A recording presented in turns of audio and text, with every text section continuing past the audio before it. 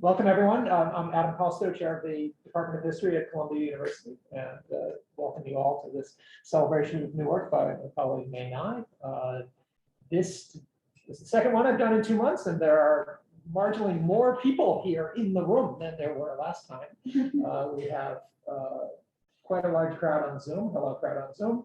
I'm going to blame this on Betsy because last time Betsy was on Zoom and there were more people on Zoom, but now you're here and there are more people here. There you go. There we go. Anyway, I'm delighted to be able to introduce my colleague, Mae Ngai, whose new work we're celebrating today.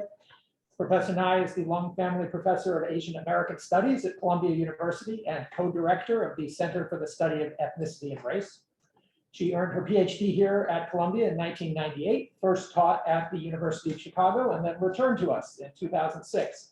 The Chinese Question, which we're celebrating today, is her third major book on the intersections between immigration, citizenship, nationalism, and Chinese diaspora communities.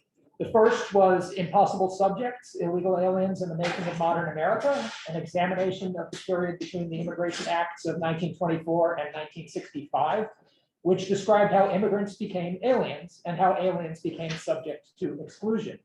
It garnered major prizes from the American Historical Association and the Organization of American Historians, among others.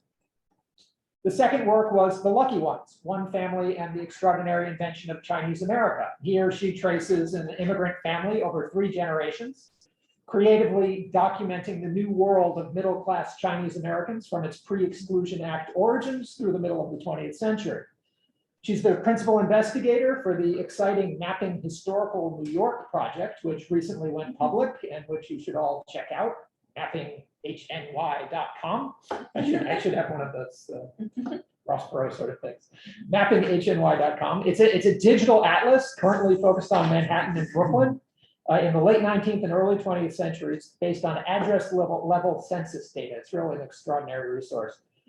Mae has been awarded fellowships from the Radcliffe Institute, the Institute for Advanced Study, the Cullman Center, the Davis Center, the Guggenheim Foundation, and most recently the Russell Sage Foundation. Her teaching at both the undergraduate and graduate level has been central to the reimagining of the curriculum of both the History Department and the Center for the Study of Ethnicity and Race. And she models for our students how to be a public-facing historian, regularly publishing timely interventions on questions of the day in places like The Atlantic and The Nation and The New York Times, or being interviewed on television and radio. The book that we're celebrating today is of a piece with that in its timeliness and already clear public impacts. And of course, its scholarly impact has been recognized with the award of the Bancroft Prize, which we will be celebrating next week. So let me turn it over to Mae to get us started.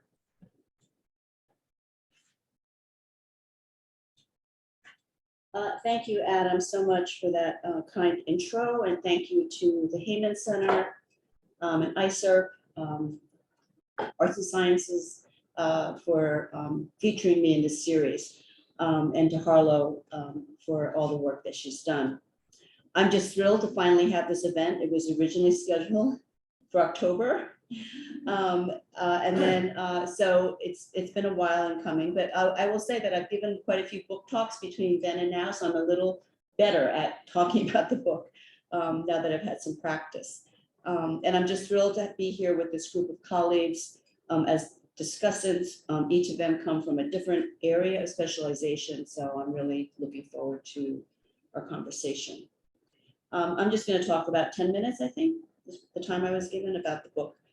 The book started as a response to a student who wrote a paper that Chinese workers in California in the 19th century were coolies, that is, indentured workers who were like slaves. I knew this was not true, but it was difficult for me to correct them. The myth had been deeply embedded in the historical literature since the 1960s. That was based on a book that used a bad use of sources, meaning cherry-picked testimonies from congressional hearings. And then it was repeated over and over again by subsequent scholars. The coolie myth, by likening Chinese to slaves, painted them as a servile race, having no humanity or individuality or agency, hopelessly unable to understand or practice democracy. That was the theoretical rationale for the exclusion laws. So I started the book with the goal of slaying the coolie myth. And for me, this was both an empirical challenge and a question of political analysis. The project evolved into a larger story and argument about the contours of Chinese immigrant experience in the United States and the British settler colonies, and the evolution of a global race theory of which is referred to as the Chinese question.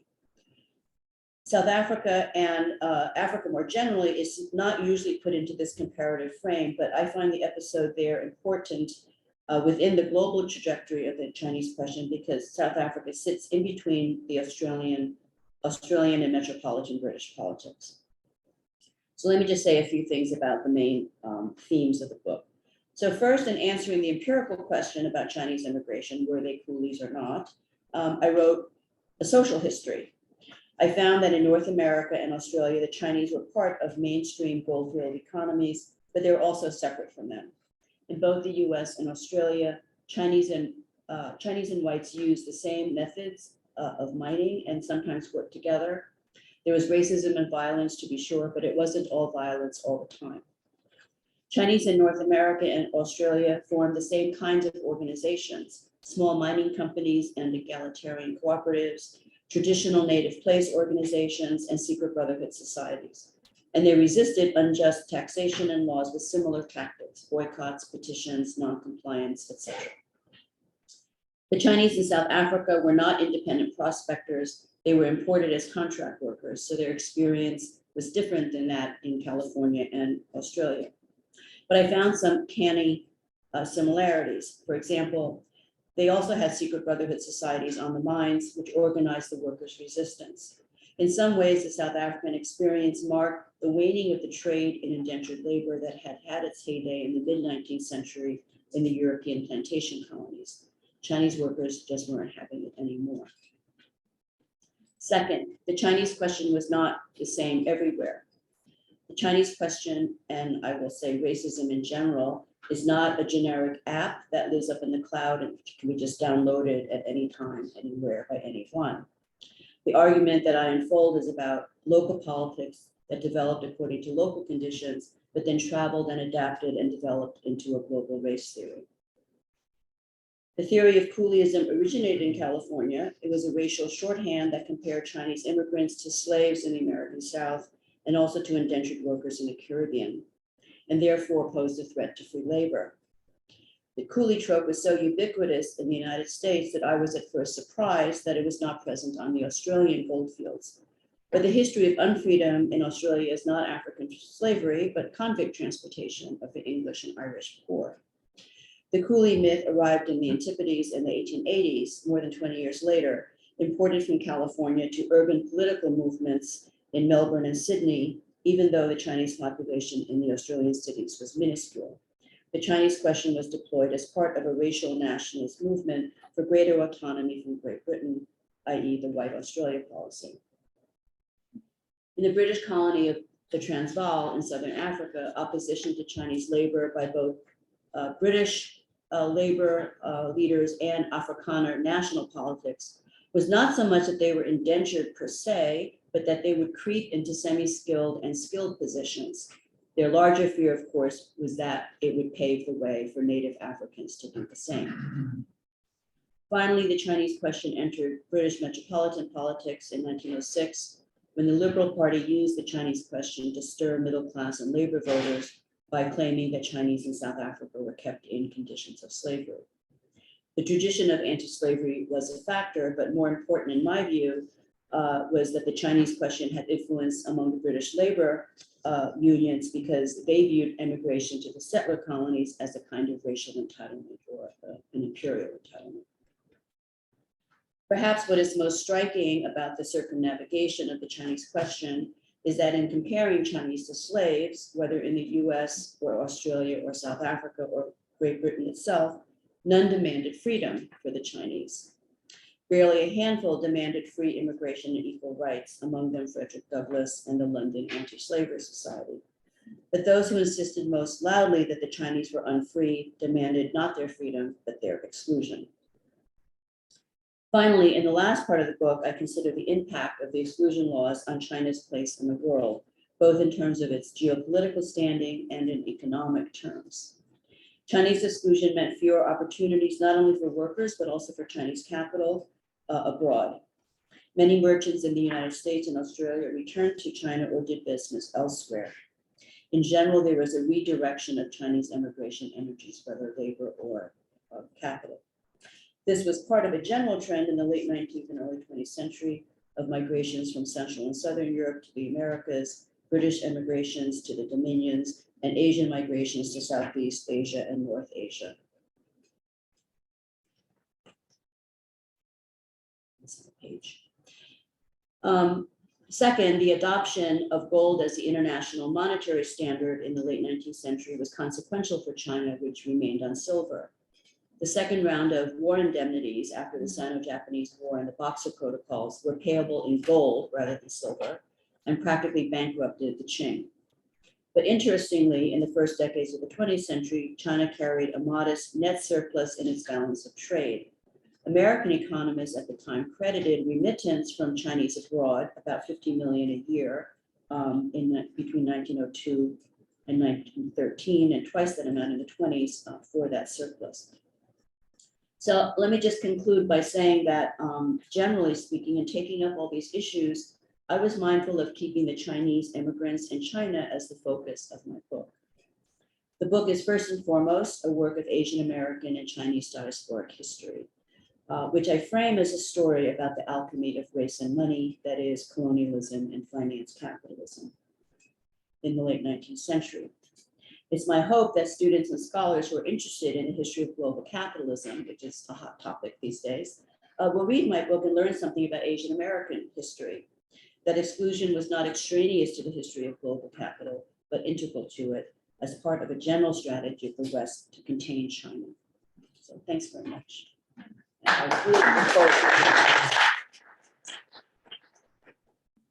Thank you, May. So the agenda now is I'll introduce all three of our panelists. They'll each offer 10 minutes or so of response to May, and then May will offer 5 minutes or so of response to them, and then we'll open things up to questions, both from the audience and an increasingly large crowd on Zoom. Hello, Zoom. So our first respondent will be Mary Lui, Professor of American Studies and History at Yale University, where she's also affiliated with the program in Ethnicity, Race, and Migration, and also the program in Women, Gender, and Sexuality Studies. She's a specialist in Asian American history and urban history. She's the author of The Chinatown Trunk Mystery, Murder, Miscegenation, and Other Dangerous Encounters in Turn-of-the-Century New York City, which won the Best Book Prize from the Association for American Studies.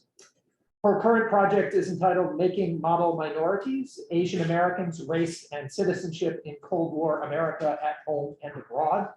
And at Yale, Professor Lui is head, as we now say, of Timothy Dwight College, where I myself lived a long, long time ago, 1554, and drew A right next to your house. So You're sharing this with me now. But that was a long, long time ago. Oh my goodness, we must talk. Indeed. From which point I will segue elegantly to the fact that I realized this year that the number of people who've been in my department longer than I have is about to fall into single digits. And our second respondent is one of them. Betsy Blackmart is the Mary and David Boyce Professor of American History at Columbia University. After completing her PhD at Harvard, she spent a few years at Yale before joining our department in 1983. She's the author of Manhattan for Rent, 1785 to 1850, and with the late Roy Rosenzweig of The Park and the People, A History of Central Park. In a department known for its attention to students, she's one of our best, having won the President's Teaching Award and the Mark Van Doren Award and the American Historical Association's Rockler Mentorship Award. Among the many other things I could list, I'll just note that she is a heroic and important advocate for the university libraries. Finally, our third respondent is Lydia H, Woon Soon Tam Professor in the Humanities in Columbia's Department of East Asian Languages and Cultures, and a member of the Executive Committee and former chair of the Institute for Comparative Literature and Society. She also holds a professorship at Tsinghua University in Beijing, before coming to Columbia in the same year as Ngai. Is that true? She taught at Michigan and Berkeley, a specialist in transnational and media studies. She has authored and edited several books in English, with many more in Chinese. The best title is The Freudian Robot, Digital Media and the Future of the Unconscious.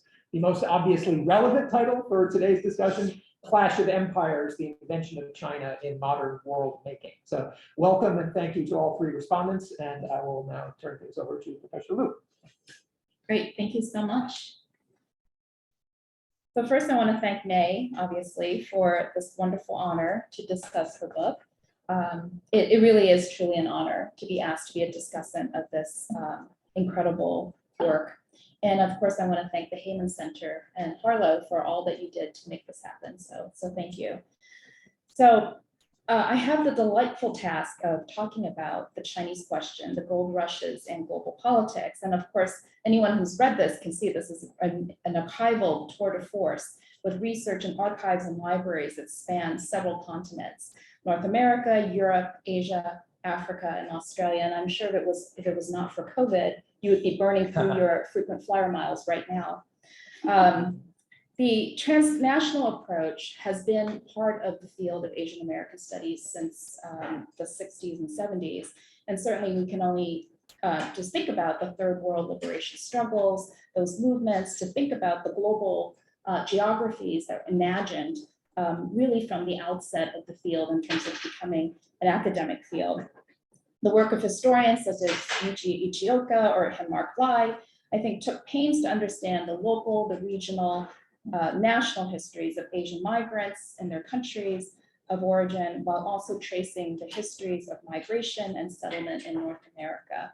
And then by 1984, we move into the work of folks like Edna Bonasich and Lucy Chang, Labor Migration Under Capitalism, that really pushed us to think harder about global capitalism, migration of laborers, and particularly that shift away from mercantile trade into large-scale plantation or industrial production and extractive economies such as mining or logging and others. So that really important volume, I think, helped us to think about the dislocations that workers experience, first in terms of the peasantry and rural countrysides, moving to cities, and then joining the global circulation of labor around the world, whether going to imperial metropoles or colonial outposts. And at the same time, that volume also really pushed us to think harder about imperial connections, whether it's to Hawaii or the Philippines and so forth. And then fast forwarding to 2000s, so much happened with the imperial turn and the transnational turn of the field of Asian American studies, where we saw cultural history joining with political, economic, and social history. So much work there, but I think a couple that to me seems to be relevant to the work of Mae's in terms of the Chinese question. I can think of Moonho Jung's work, Coolies and Cane, Paul Kramer's Blood of Government, and Ichiro Azuma's Between Two Empires. It's just as ways of thinking about this broader imperial geography and what does it mean for Asian American studies. And in particular, I think the work of Azuma and Jung has been really important for us to push out of just simply thinking about one nation, one empire, but instead to think about more complex imperial fields in places like the Pacific, where we see the contestation of multiple empires in any one singular moment. So with Ichiro Azuma's Between Two Empires, we're thinking about United States and Japan and the Pacific coast. Moonho Jung's work, we're imagining the British Empire, America, the United States, and sugar. So these geographies, I think, have been really important. And then I think then we get to Mae's work of the Chinese question that I think really builds on this work of many scholars in the field in terms of challenging us to think about, again, these overlapping concurrent histories of empire and global capitalism.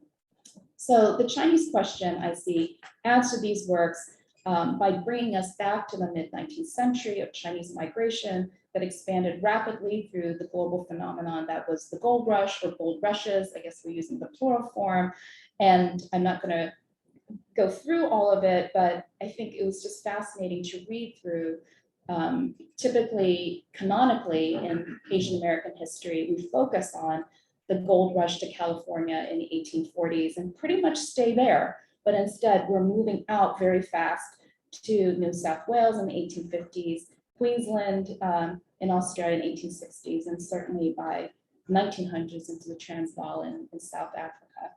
So this book, I think, helps us to really see clearly the complexities of the local, as Mae said, in terms of really how those local conditions of the discovery of gold and quickly the development of technologies and economies around its extraction really change in different places. We can talk about the different environmental conditions, geographical conditions, and certainly technological and political conditions that come to create very different histories of what those respective gold rushes meant.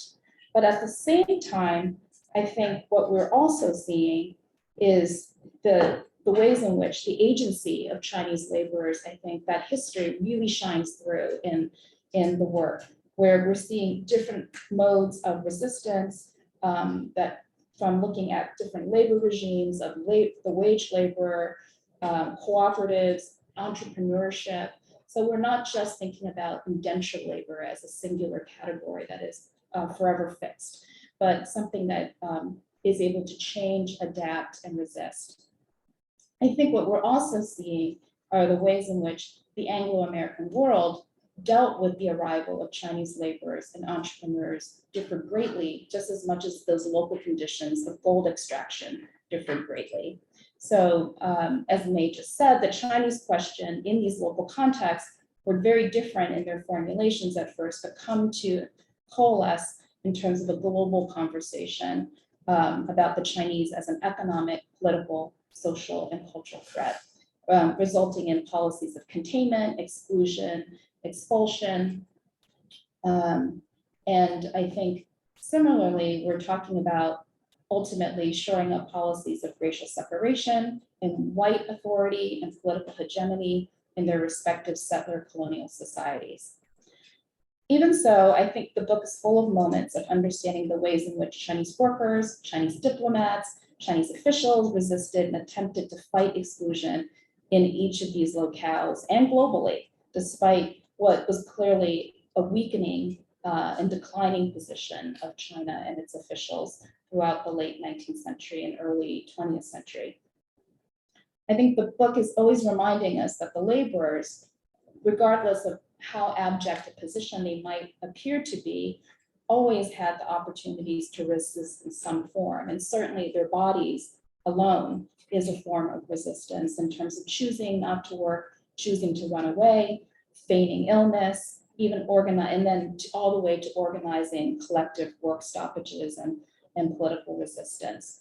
Clearly not easy in each of these locales, but I really appreciate the way that you really go about finding those moments for us, and so that it's not just simply a top-down narration, but that we are touching down on ground in these very important moments. So even in a place like the Transvaal, where it seems the labor regime is so totalizing, we're seeing ways in which exactly that, the use of one's body to resist is still possible under these kinds of conditions. So I do have some questions that I think that I would like to hopefully hear a little bit more about if there's time. There's a few here, and maybe I'll just try to select a few for you to think about.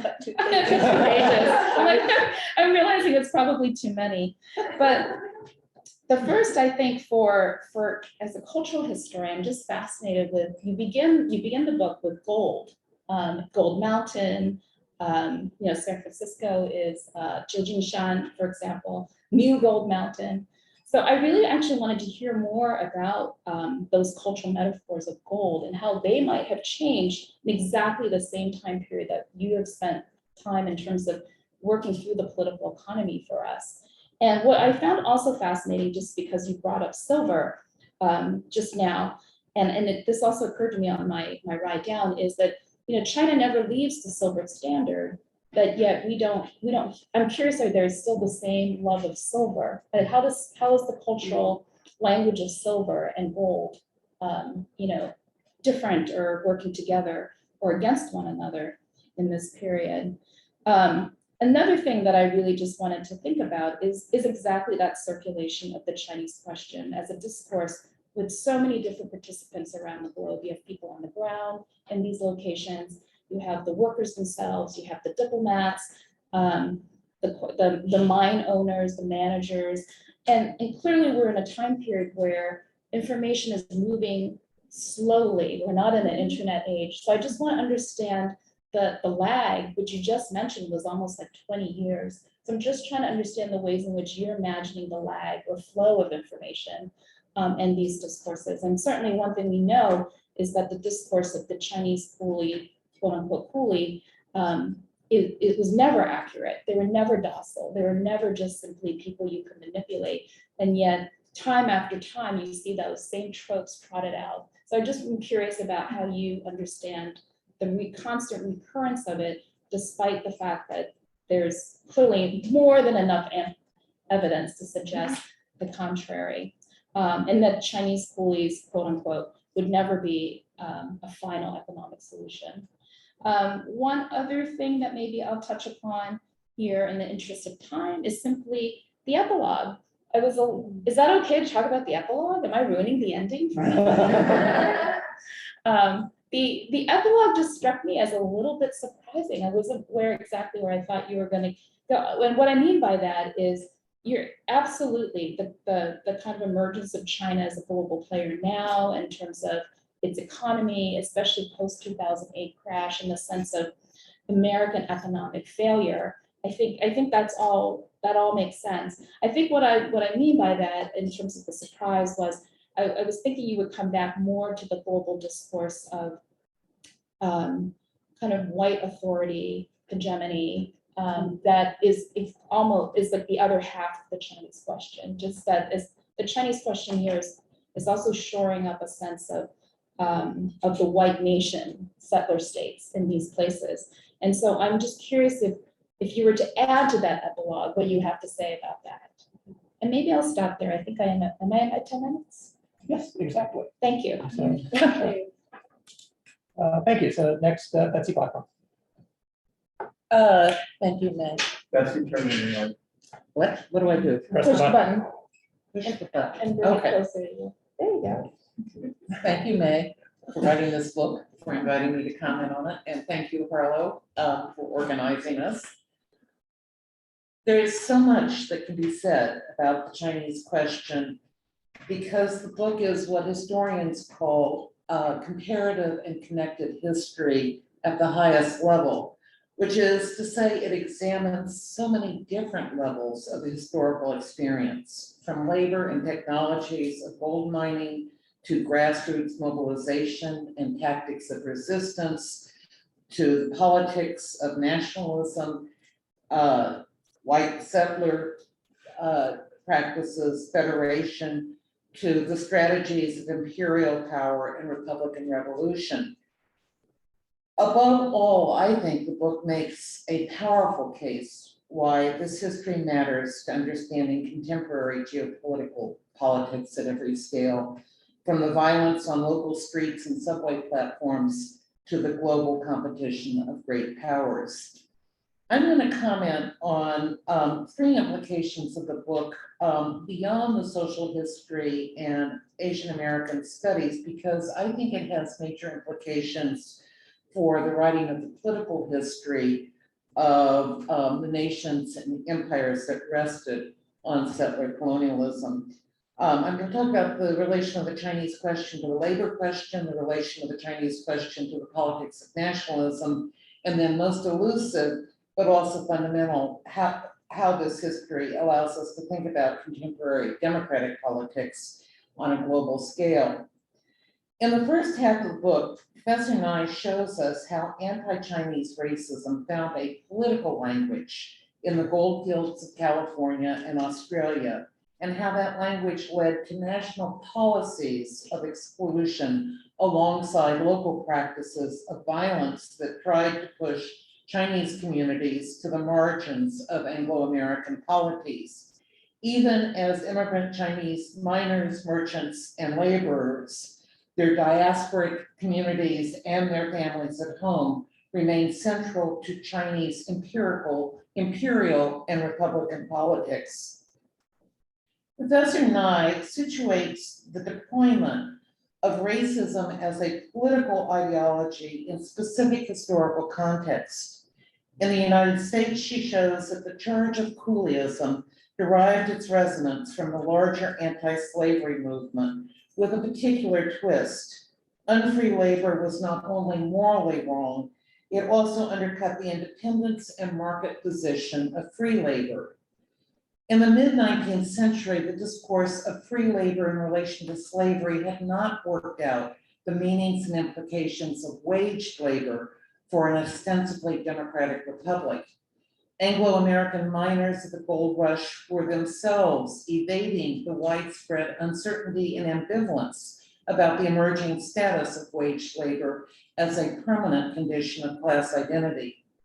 In this context, it is striking that in the 1850s in California, John Bigler's political opportunism deployed the language of coolieism to articulate not only the notion of unfree labor, but also of unfree competition as an eclipse of entrepreneurial independence still associated with mid-century Republican concepts of free labor.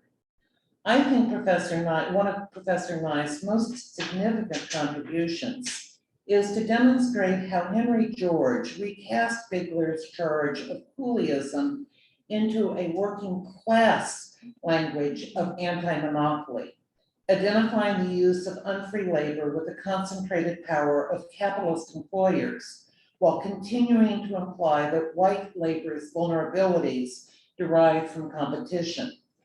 George's analysis fed the anti-Chinese white working class movements, white working men's mobilization of the late 1860s and 1870s in California, a mobilization of waged labor as a class.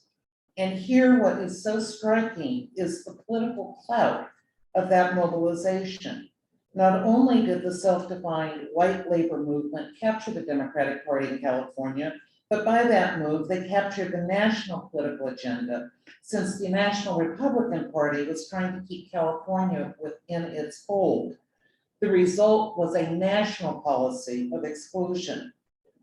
Few historians have grappled with the reach of this expression of working class national political power in the late 1870s and early 1880s, nor have they taken the full measure of the sustained support for the exclusion of Chinese labor within the Knights of Labor, the 8-Hour Movement, and the American Federation of Labor in the decades that followed.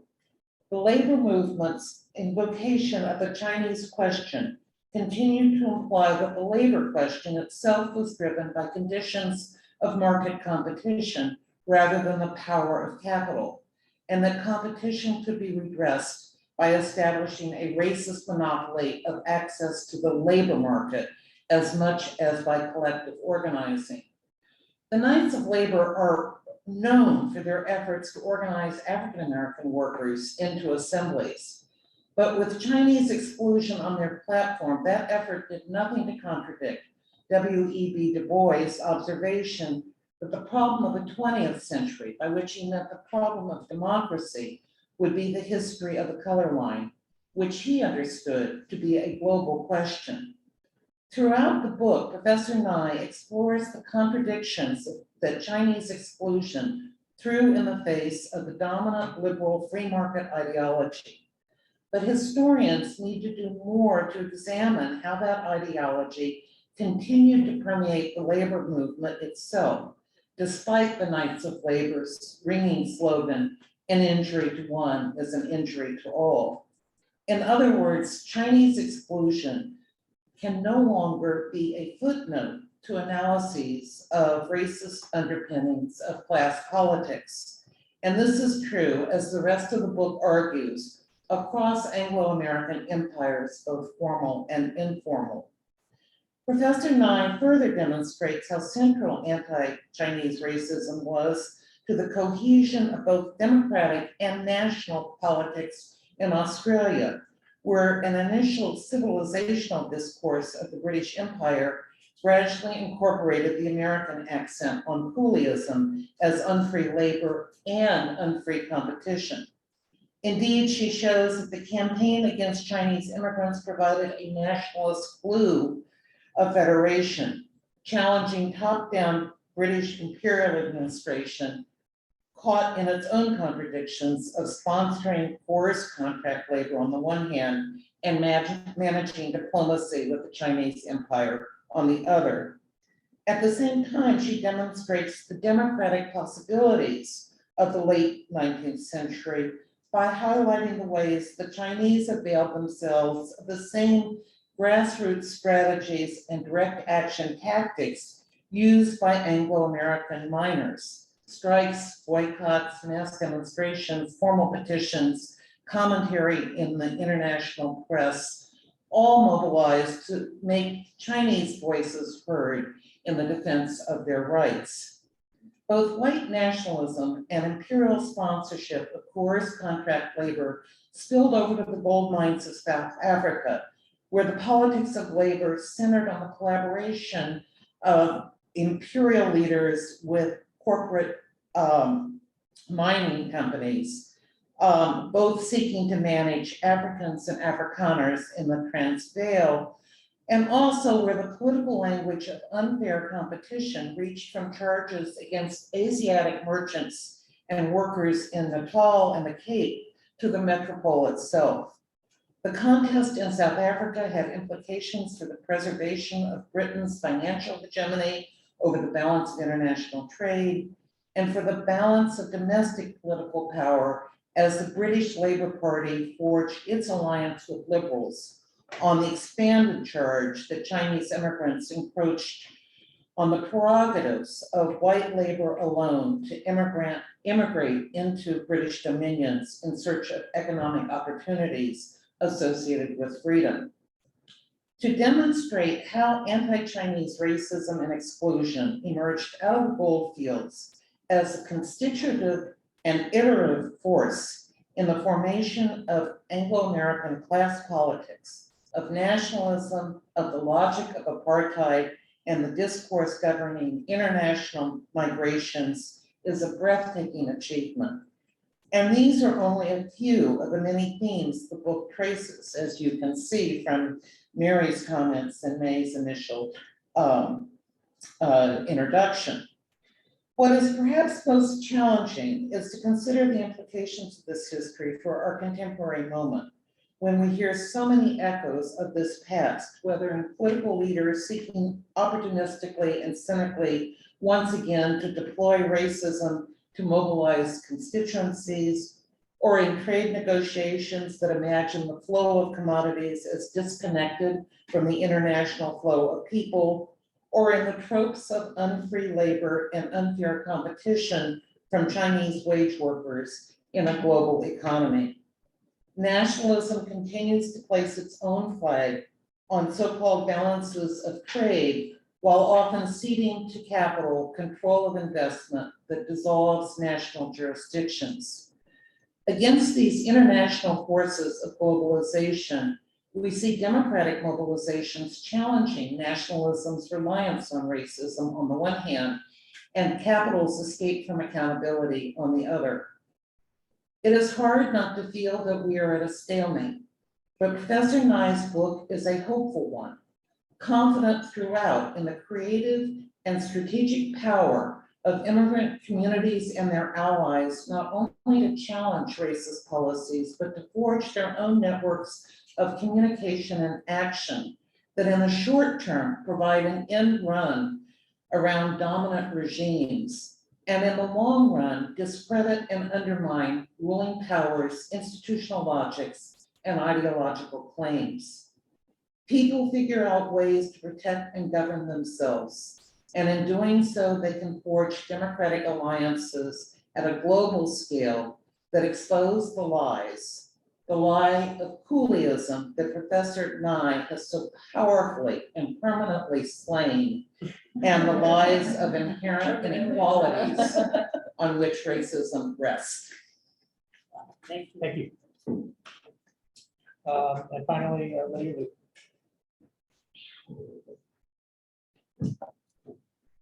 Thank you for inviting me. Thank you, Harlow, for putting the panel together. I'm not an Americanist. I'm very happy to join this panel of distinguished historians and share my thoughts on this incredible book. Last spring, I created a new course called Race and Empire in the Asia Pacific, in which my students and I looked at the entanglements of race and imperial warfare in the Asia Pacific, focusing primarily on China, Japan, and the US. We read W.E.B. Du Bois' essays and had many discussions about the color line, and also wondering about his changing positions on that after World War II. So it was a good discussion.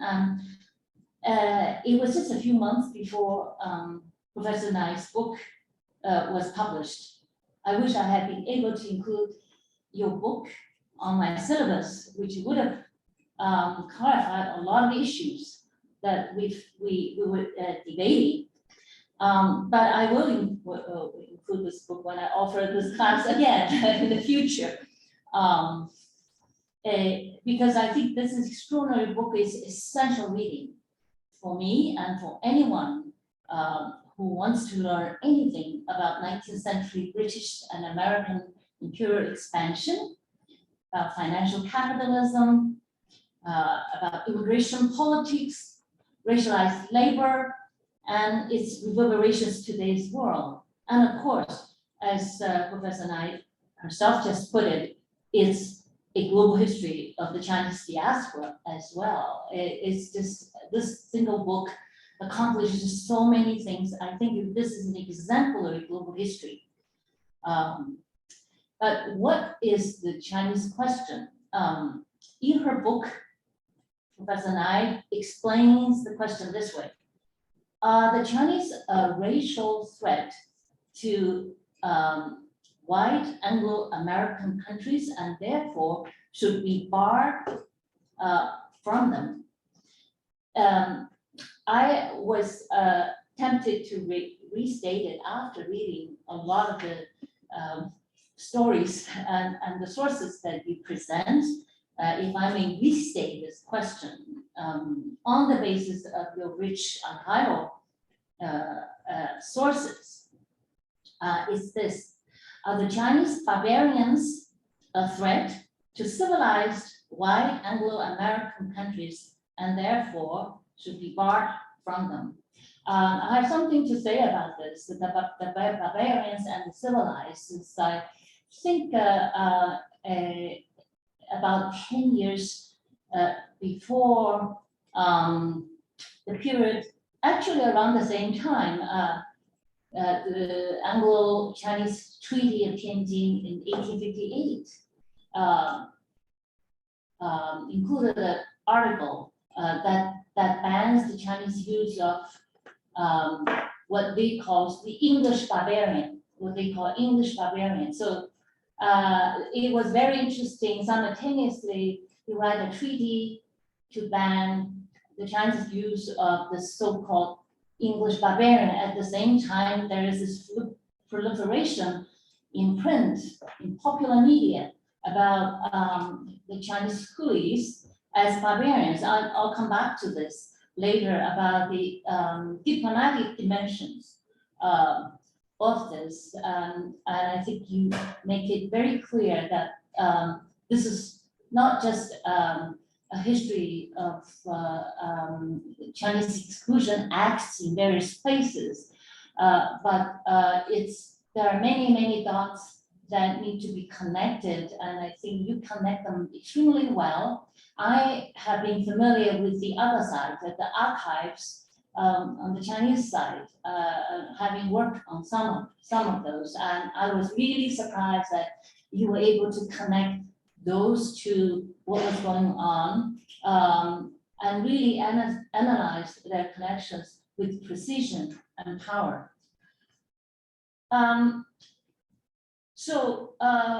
But this question, the Chinese question, is really different from the ways in which people put like the Jewish question. It's really fundamentally different. I think you make it clear that from this whole history, there emerged a full gamut of incompatibilities. For instance, a Chinese hedonism and moral degradation are incompatible with Christian values and democratic values. Just give you some example. Chinese coolieism is incompatible with free labor. Betsy just commented on Henry George, and I'm also very interested in the role of the trade union and progressive thinkers in this whole history. I'm fascinated by that.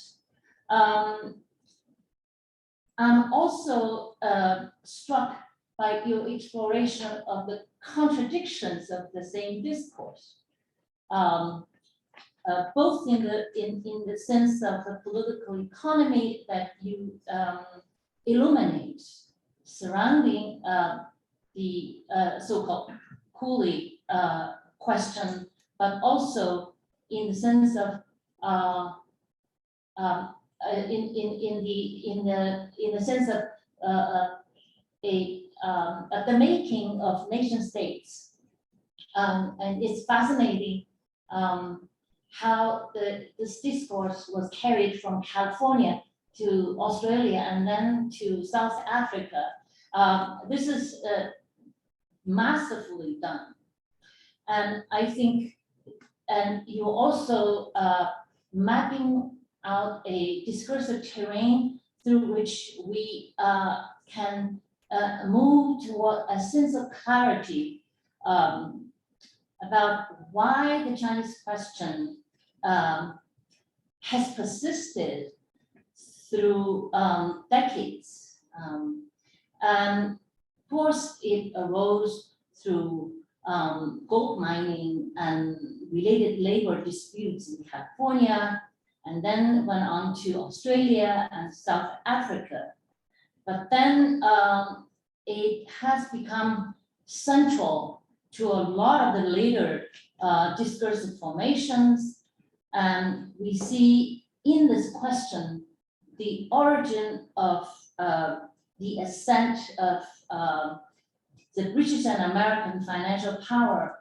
You mentioned the gold standard, and also you make it very clear for me, finally, because in the past some of the dots were not connected as clear as your book. It shows that let's see, this question would not be legible outside these historical and political processes. What I find most powerful about this book is not just the breathtaking sweep of your comparative investigation of all those continents. I think 4 continents, Eurasia, and the Americas, Australia, and Africa. And not even extraordinary granularity of the individual stories that you bring to light in this for the first time. But the very unique insights and political analysis that are aimed to overturn our long-held assumptions about race itself. We tend to think of race. I think it's almost impossible not to think of race today in terms of identities. But the political economy of gold mining provides a sharp angle on how we might think differently. It suggests that race is primarily a political question.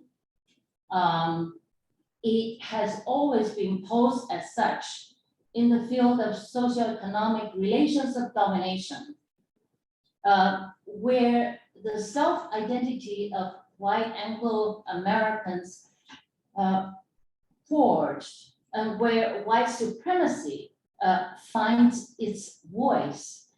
And therefore, one has to examine the politics of it. This includes international politics, diplomacy, treaty making.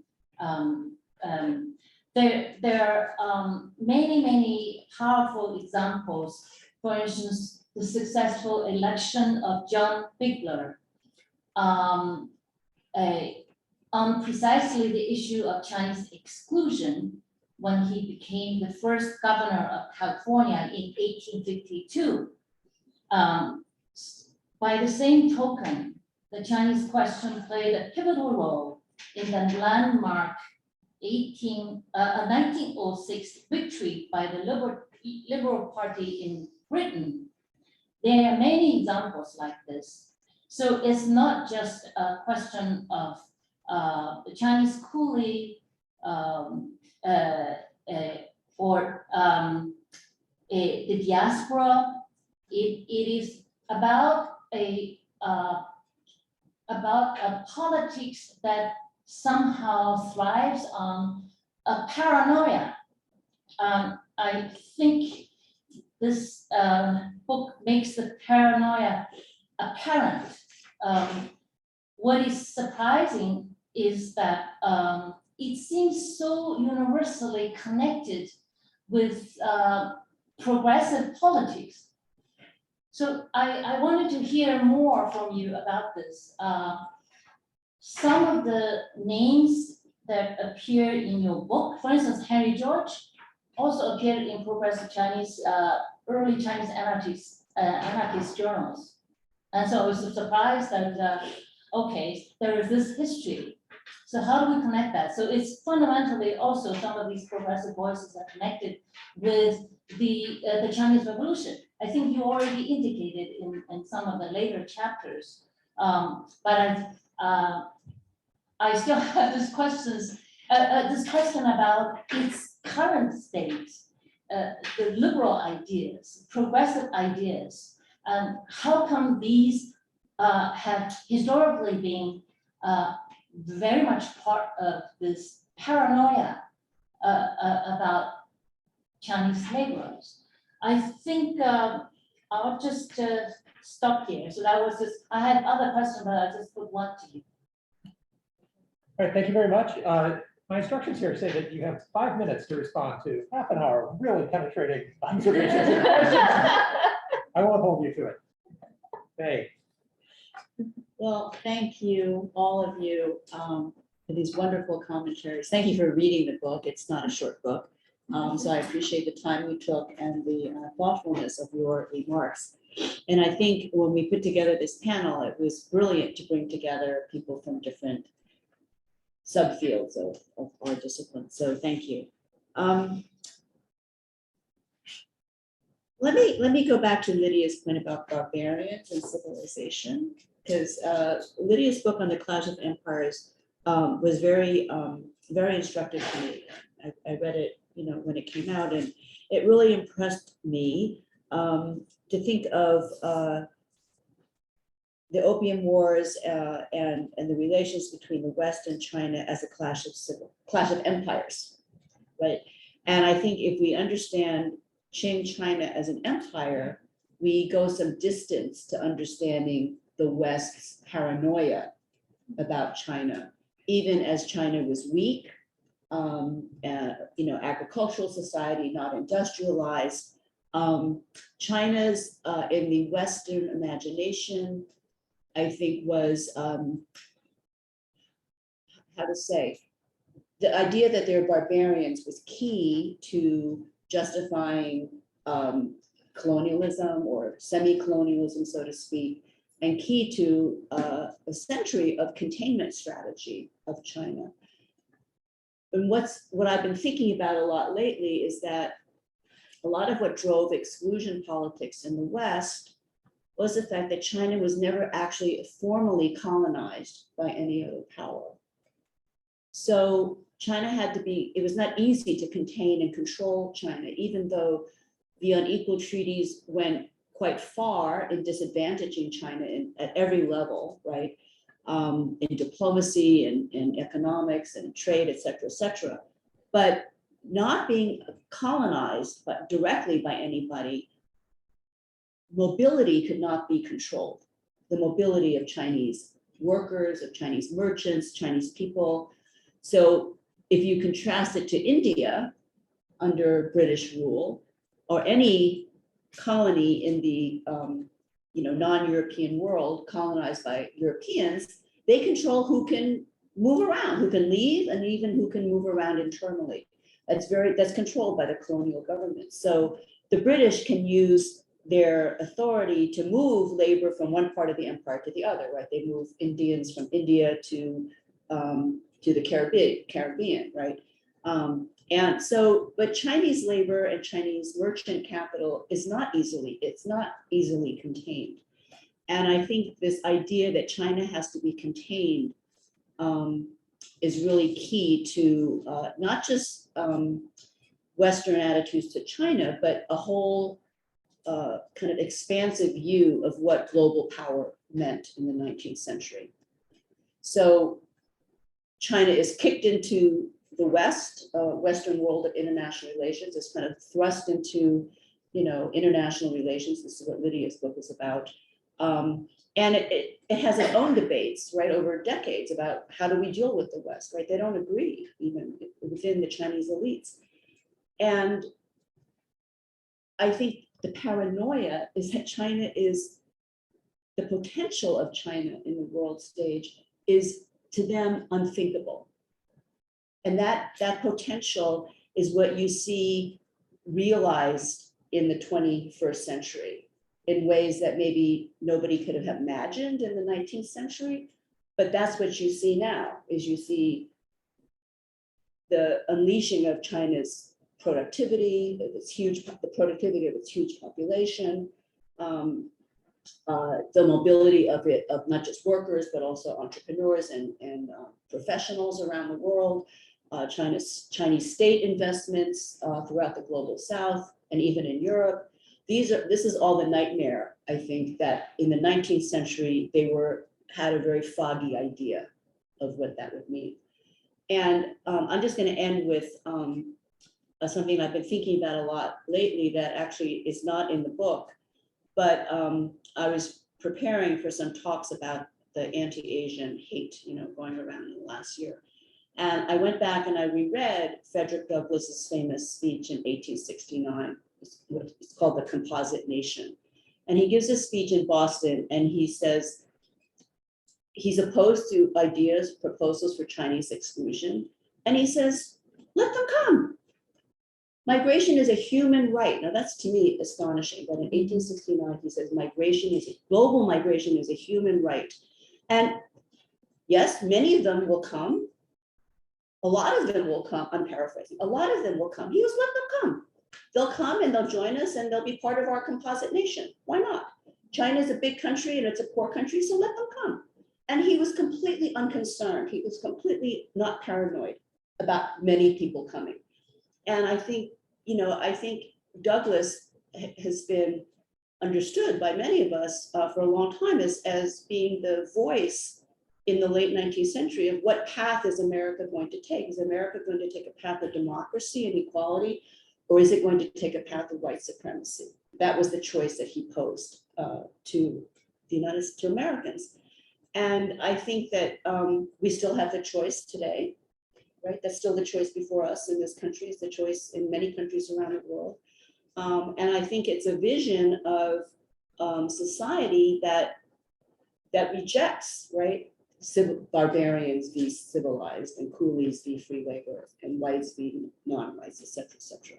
And so I think that's where I'll have to say it's hard to be hopeful these days. It's not easy, but I think we have to, if we understand racism as a political project, then we can imagine an opposition in politics to that. And I'll just stop there. So thank you. Thank you all so much.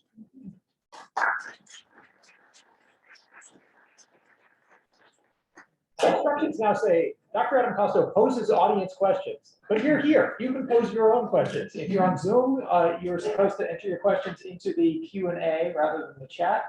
And then there's a Hunger Games thing where you will vote the questions up and down, and I'll pick the ones that are at the top. But if anyone has a question in the audience, catch my eye. And Yeah, actually, so if you have a question from the audience, once Dr. Kosto calls on you, if you could come and stand right in front of this, stand right here and ask your question towards this thing, then the people on Zoom will be able to hear you as well. It doesn't have that big of a range. anyways, catch my eye. I'll keep it cute. So any questions from the audience?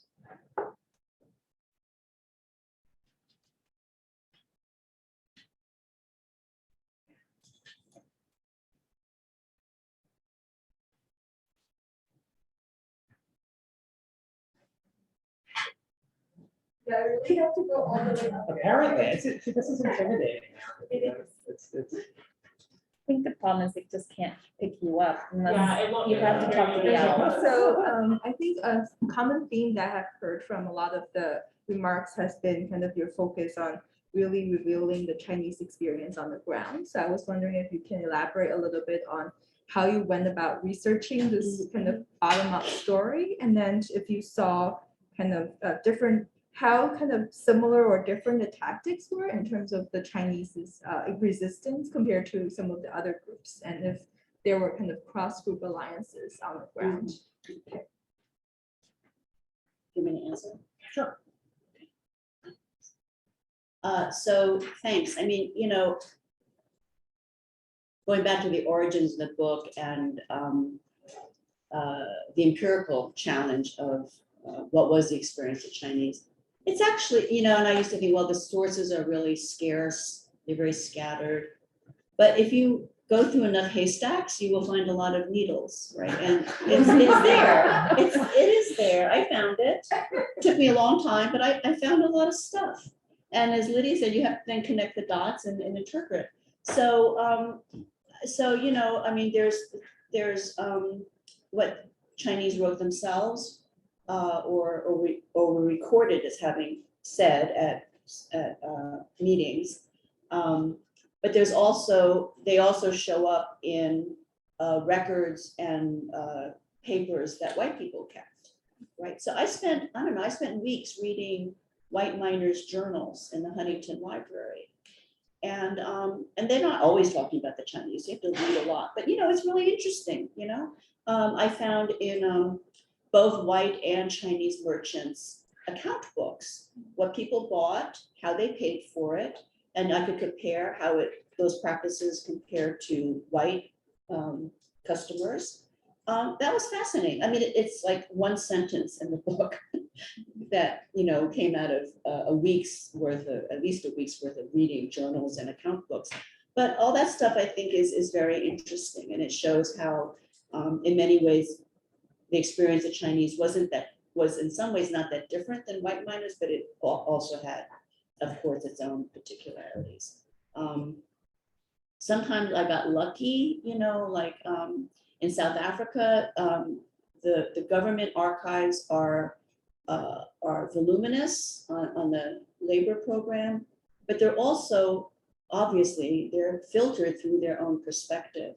And I was fortunate to find writings by Chinese themselves, both in some of the diplomatic records, but also this amazing guy named Xie, who was a Cantonese living in Johannesburg, who goes to work for a white mining company as an advisor to the Chinese, and they don't listen to him, so he quits and he goes to London to complain to the parent company. And I found a record of his trip in the Foreign Office archives in Kew, right? And there he's called a Peter Asse, right? But his name is Xie Zhixiu. But he wrote a whole thing in Chinese about his experience in South Africa. So that's another connecting of the dots in the archives. And of course, what he wrote is not necessarily indisputable, but it's a very different picture than what you get if you just read the official accounts. What was your other question, Hongdong? about, Similarities or differences? oh, in the resistance, right? So first, I'm a little sad to say that there is not a lot of evidence of cross-group cooperation. There is on a day-to-day basis. I mean, people work together and they live next to each other. But in terms of resistance, I didn't find that. And Chinese miners on the frontier were part of a general dispossession of indigenous people, right? They were not separate from that general process. But the Chinese tactics themselves were both similar and different from different places, you know, like they all use mass petitions, boycotts and non-compliance, and around unjust taxes. They, in both California and Australia, they basically fought the white authorities to a standstill in terms of how much taxes they would pay and how they would pay them. So, and this goes to Mary's question about how information traveled. It actually wasn't that slow. You know, I mean, news of the gold travels by train or by boat, right? So news of the gold rush hits Hong Kong within 9 months of gold being discovered. And so that's part of the book is that I found interesting is how newspapers would go from California to Hawaii, and then Hawaiian papers would be read in Australia and Hong Kong, and then be translated into those countries. So information, I think, was actually not that slow. Slower than certainly today, but it wasn't that slow. Going to make the official motto of the history department. If you go through a lot of haystacks, you will find a lot of needles. You'll all be receiving T-shirts with that. And then the merch is kind of That's going to be our brand. So I was actually interested in Mary's first question about the cultural history of gold and silver. Is there something there? I didn't. Well, gold has been treasured by every human culture, every culture since time immemorial, because it's pure, it doesn't rust, it's rare, it's beautiful.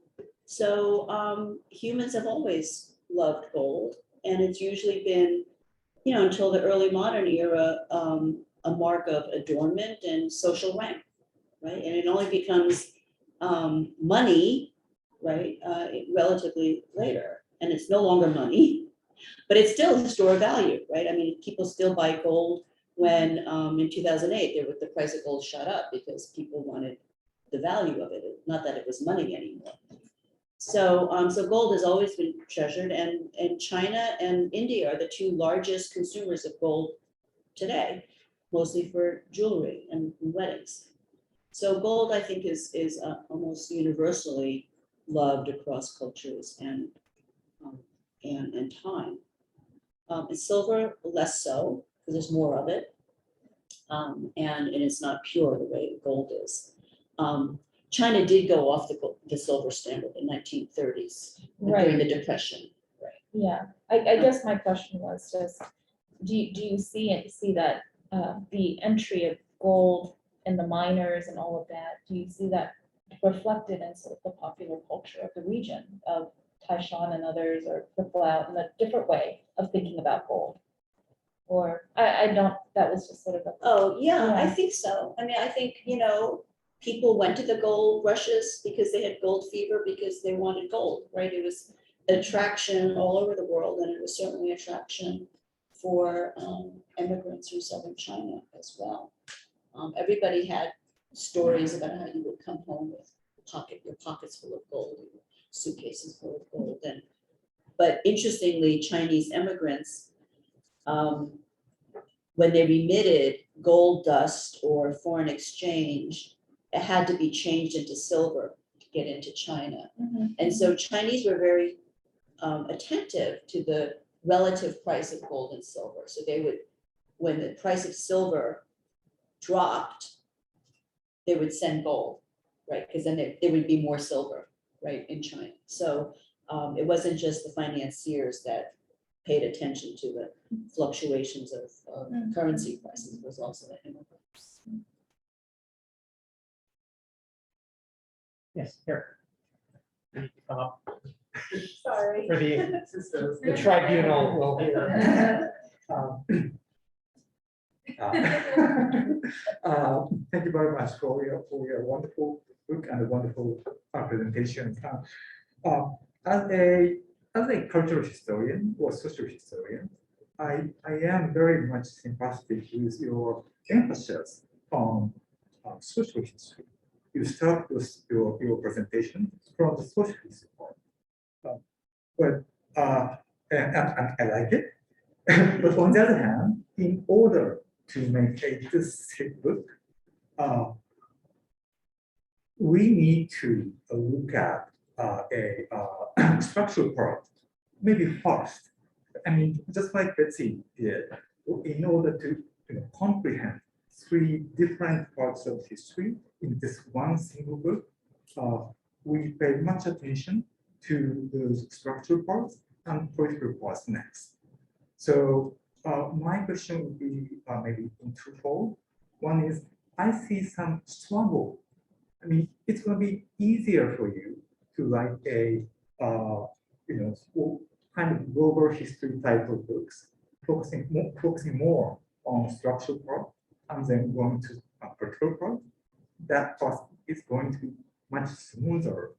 But I think you kind of resisted. You are much more, you pay more attention to those experiences of diverse Chinese people. So I'm interested in that struggle. So could you explain that one? And in the related way, could you tell us your observations about recent trend of global histories? Well, for instance, maybe from Colombia, you have Sven Beckford. He wrote a big Cottonburg, global Cottonburg, right? And that's a smooth book because he pays more attention to the material cotton. But my guess is you are not quite satisfied with that approach. So I'm just guessing. But so that might be help us understand what you are trying to do. Okay, thank you. Those are really astute observations, both of them. I wrote the book, so this tension between the more structural history and the social history. I've always been interested in experience on the ground, but I will confess that I had a contract from a trade publisher, and the trade publishers wanted to be all about the stories of individuals. And so and that was okay with me because I like to tell those stories. But I also didn't want to write a book just of stories, right? I had to have something that put it all together. So some of the structure in my analysis is kind of sneaked in, right? So I think those of you who are historians or scholars can recognize it when you read it. But from a trade publication point of view, that's not what, that's not the way it's pitched, right? So this is partly a publishing kind of strategy, but it also suited me because I was interested in, because I feel the big structural histories are more resonant when you can read about it on the ground. And your second question, so I was very clear, I was not writing a commodity, a history of a commodity. It was not a history of gold, right, and the gold rushes. That's more the occasion for all these other historical dynamics that become unleashed, right? So it's very much not like Empire of Cotton because it's not about a single commodity and going out from there. And I think, the interest in global history and history of global capitalism in general, I think has been salutary. We've learned a lot from these histories, but it's really hard to do a global history. And I didn't really do a whole global history. I did a history of certain places, right, and their position in global history. So, I think there's a lot of pressure now on graduate students to write big global dissertations, and you can't.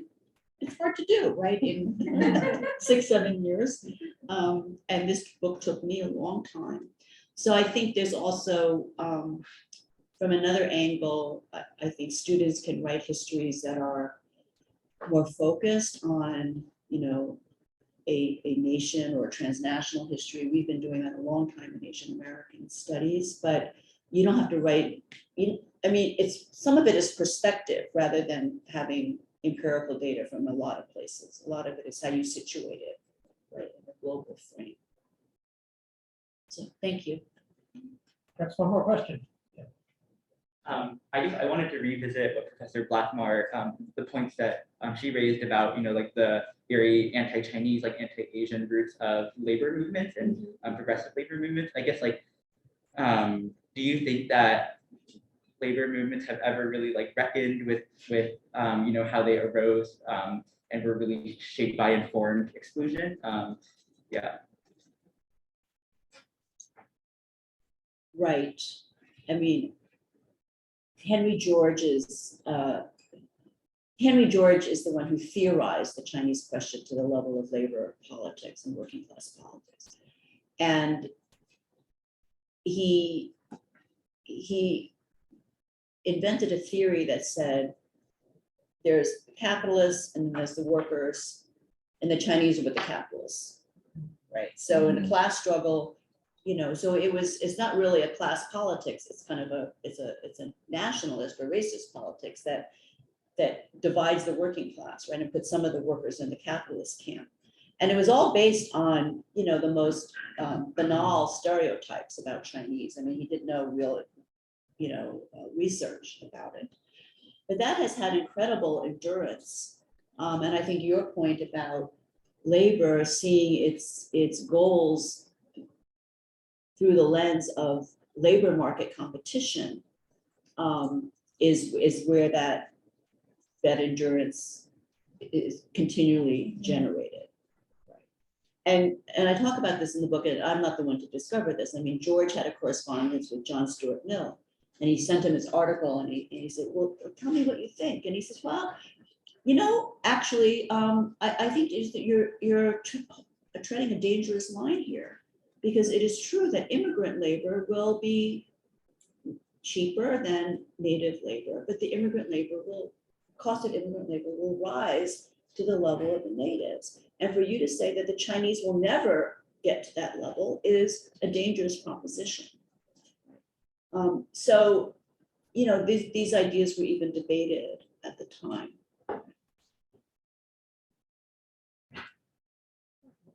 Lacking any other questions, I think please join me in thanking Mae for this, the panelists for this wonderful